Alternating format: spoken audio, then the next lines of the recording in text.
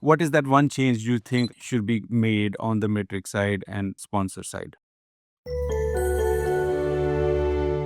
Be honest. If your NPS score went up 10 points tomorrow, would you actually be able to show me where the money showed up in the bank account? Or are we just measuring feelings? Our guest today is the man on a mission to move customer experience out of the dashboard and into the P&L. Zack Hamilton is the creator of the Experience Performance System, a modern operating model that connects customer friction directly to financial outcomes. With a background spanning CX executive roles, SaaS growth, and strategic advisory for global brands, he has seen it all. He is now leading the change into agentic CX, replacing the manual reports with autonomous performance engines. Today, we are digging into measuring what matters, moving beyond NPS, CSAT, to focus on the metrics that actually drive growth, like churn, trust scores, and lifetime value. Zack is the seasoned podcaster himself and the go-to expert for CEOs who want to turn CX into a high-velocity execution machine. He's with us for the second time today. Let's welcome Zack Hamilton. Hey, Zack, welcome back to the show. Hey, what's going on, Nav? Great to be here. Looking forward to the conversation between us as always. You talk about a lot on NPS, CSAT, combination of metrics. Some metrics are no more useful, but where do you see those traditional CX metrics giving plateau to the organizations in this new era? Like the whole world is changing. Technology has been shifting a big time. Where is that saturation coming on with those previous metrics? Yeah, you're right, Nav. And look, when I think about these metrics, these core metrics, look, I've leveraged them in my past career as well, right? So it's not an outsider looking in who's never leveraged these metrics, but I think traditional CX metrics, to your point, they plateau because ultimately they were designed to measure sentiment. They were never really measured, or I should say, not just sentiment, but even advocacy, right? NPS is an advocacy metric, but not necessarily to drive performance. So when you think about, NPS, CSAT, customer effort score, yes, they were all revolutionary 20 years ago. They helped organizations to start listening, to create awareness, and quite frankly, they served their time, right? They served the period in which we were at. Today, if you think about those and why most brands have plateaued, is because they measure emotional outcomes, not operational causes, right? And so when you think about kind of early stage or immature organizations, those metrics rise quickly because basic fixes create visible improvement. Once you've solved those basic, fixes or frictions, complexity sets in. And now it's less about sentiment and it's more about how do we solve this complex friction within our organization. And so that's why the plateau has really kind of set in. And a lot of CXers are getting asked, what's the value that we're still getting from our VOC platform? And that's because they've seen these initial quick wins haven't been there as frequent or regular when they were once that immature organization and they instilled a new platform. Now what they see, Nob, is they see this platform expense continue to hit our P&L every year, but they're not feeling the value. And that's because sentiment is ultimately what they're measuring. And they've essentially become an insights organization versus a performance organization. You referred about P&L, and there is a contradiction about P&L. It is too much profit driven, profit focused, not the metrics, but CX outcome or employee enablement gets pressed in the priority and budget constraints. And it's more or less it's focused on just profits, showing just net profit. Okay. Do you agree with this? If it does, then how come that P&L in what sense is the most important metric for the organization? I think we're seeing a lot of this, Nob, the issue that you just kind of raised, where we see a lot of CX thought leaders are kind of coming out on this advocacy piece, right? Where you got to put your people before your profits. And executives are only about themselves and their profits. And so they feel really good about it because they feel like, hey, we're given a voice. I actually don't agree with that Oh, because, quite frankly, if you aren't delivering a profitable business, then guess what? The team that's there to deliver it's not going to be there, right? I actually think it's profits through people.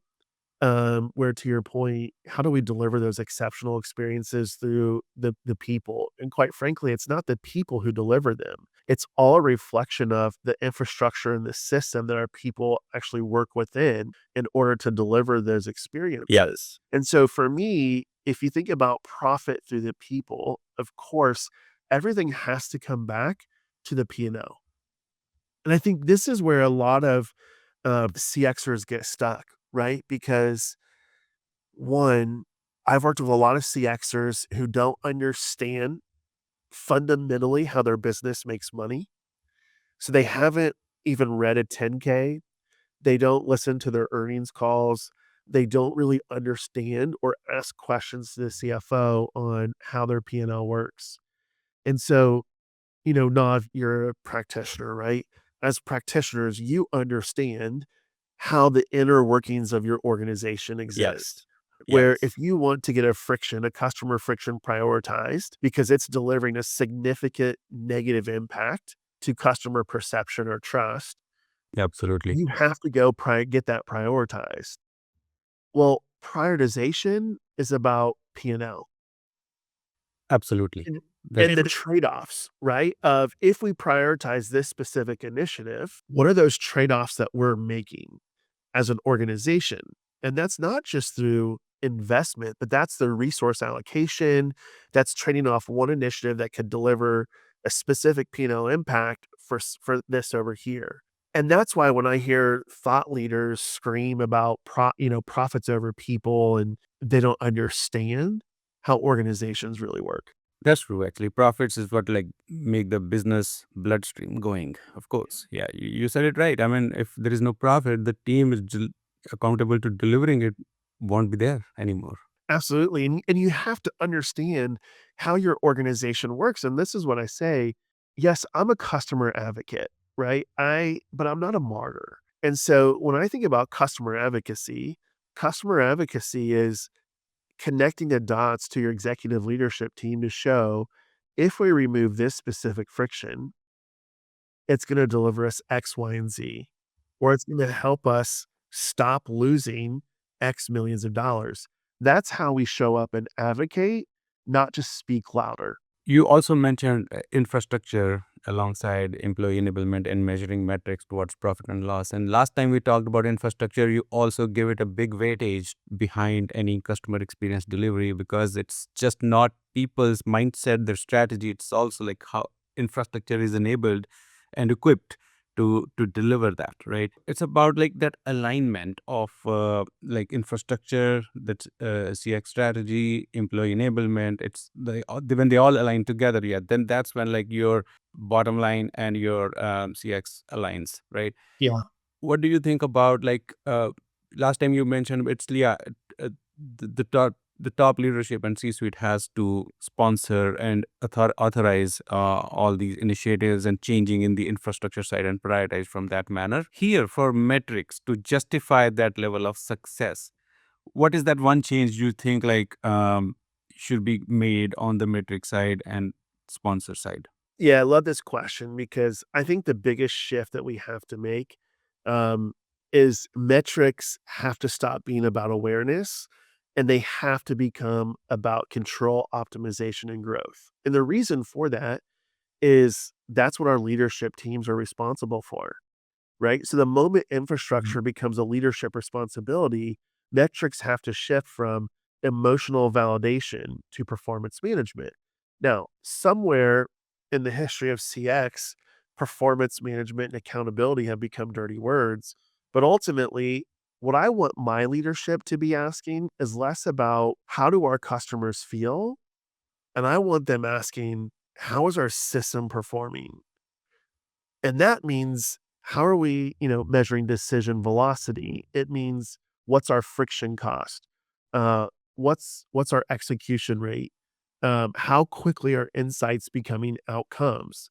And this is where CX becomes a business system, not a reporting function. And when leadership owns that infrastructure, when they own that system, metrics become steering mechanisms and less about scorecards. To me, you're no longer measuring experience to prove value. Mm-hmm.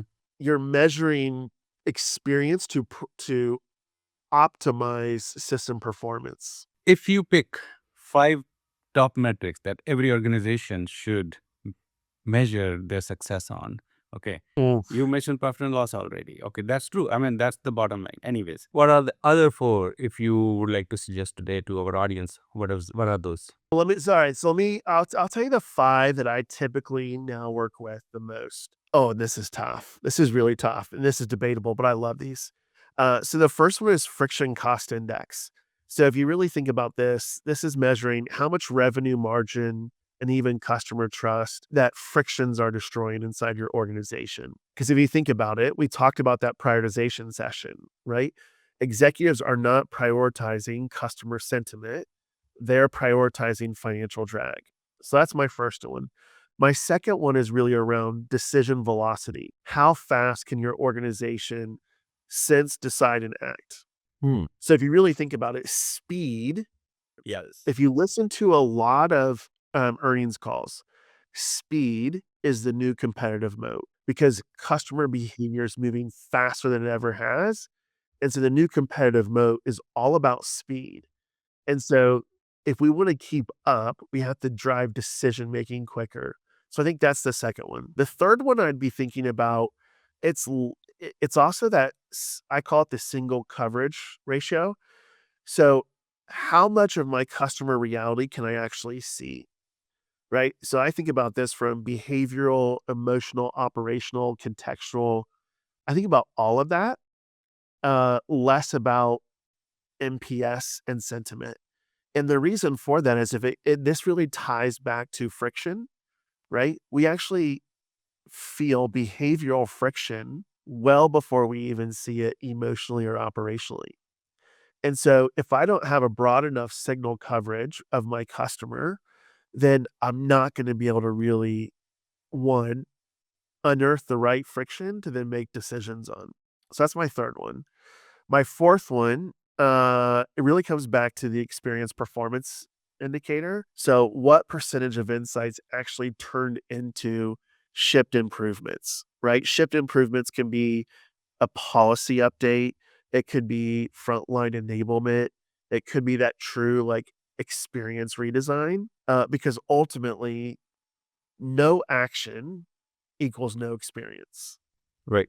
And then my fifth comes down to that value creation metric. So think about customer lifetime, value, assets under management. How much revenue and cost impact are your experience improvements generating? And if it doesn't hit the P&L, quite frankly, it will always remain political, right? There will always be that doubt in the numbers. And what I will say here is this is causation, not correlation. So you really have to prove your work. It's like, remember your math teacher where it's like, I want you to solve this problem and you need to show your work? It's the same principle as in a customer experience leader with causation. You have to show what work was completed that has delivered this value, not NPS is up 3 points and so is our revenue. So there's a correlation here. And this can also get integrated at scale to repeat that success. Absolutely. And so those 5 metrics that I love, it really turns your experience strategy into a performance system. Quite uncommon ones, but I do see value in all of these metrics for sure. For sure, because they all are logically true and correctly aligned to the success. Yeah, and I think one of the reasons why they are uncommon, right? Where a lot of people are like, maybe I'm only hearing about them for the first time, is what I'm also working with teams right now is building that human-led performance system that now matures them into, agentic CX, even autonomous CX. And so ultimately, I'm helping them perform what agents will do to build that capability to drive decision making. And so when you think about maturing your organization into agentic CX, NPS doesn't matter. That's true. Yeah, because that NPS does the measurement of one metric, but you are actually checking the blood pressure of the business through these metrics. Yeah, I mean, look, again, NPS, I'm not ragging on it. It served its purpose, right? I mean, it really has served its purpose, but I think at this point, experience 2.0 or experience management, it it's done. It's not dead. It's just done, right? It served the era. It served its purpose. We need to thank it and we need to move on. Let's get to the end of this conversation today, Zach. You have a podcast. You are interviewing great leaders from the CX background, and they are practitioners, they are strategists, they are experts in their fields. What is that learning that you have common from them for our audience, like starting next week Yeah. on Monday morning? If they want to change one thing on their schedule to do on their Monday morning practice, what is that one suggestion that you want to give based on your learning from your guests, your own experience, and the best practice perspective? Yeah, absolutely. I love this question. It's my favorite one. So I would say on Monday morning next week, CXers or leaders need to stop managing experience and start performing experience. And so a couple ways you can do that. The first one is instead of logging in and auditing your scores, audit your friction. So stop obsessing over NPS and start mapping where customers struggle, where experiences stall, where they abandon, and what is that costing the business. So that's the very first thing you can do. The second thing is identify where decision flow breaks.